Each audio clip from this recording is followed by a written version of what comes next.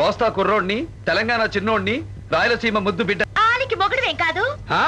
నువ్వు అంటే నేను సై.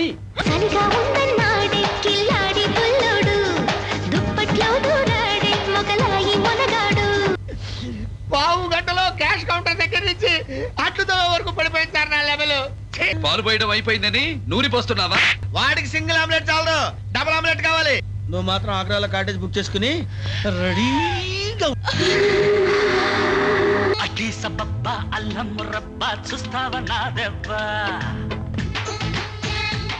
మీ మొగోళ్ళము కాదు, లంగగాళ్ళమని నిరూపించుకున్నారు.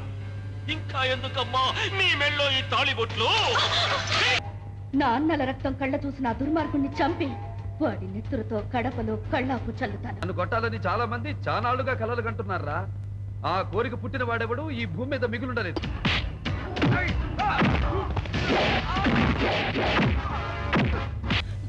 నేను మీ అన్నయ్యను తెలిస్తే పిన్ని మళ్ళీ నన్ను వెళ్ళగొడుతుంది. అందుకని ఎవరు బయటపడదు.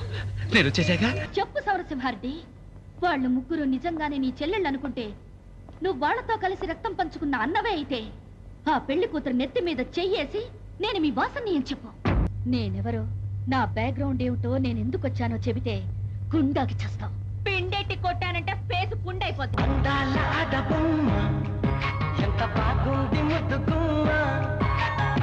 అతని పేరు చెప్తే రాయలసీమంతా చెయ్యెత్తి దండం పెడుతుంది. పేదలు అతన్ని దైవంగా కొలుస్తారు. శత్రువులు అతని పేరు చెప్తే చాలు గడగలాడిపోతారు.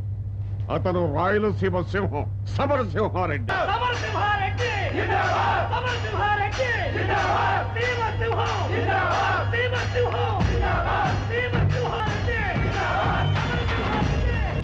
సమరసింహారెడ్డి ఢిల్లీలో కాదు, సీమ సందుల్లోకి రారా, చూసుకుందాం నీ ప్రతాపము నా ప్రతాపము. నిన్ను నరకడం నిమిషం పని. నీ కొడుకులు నీ వాళ్ళొచ్చేలోపు కత్తెక్కర్లేదురా. ఈ కాలు చాలు నీ కంటలోకి చంపడాలి.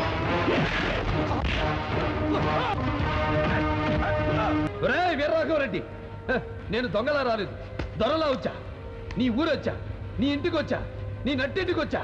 మీ అమ్మ నిజంగా నిన్ను రాయలసీమ గడ్డపై కనుంటే, నీ అబ్బ మరతారు కట్టుంటే, నీ మూతి మీద నుండి మొరిచిన మీసమే అయితే నన్ను చంపరా రా.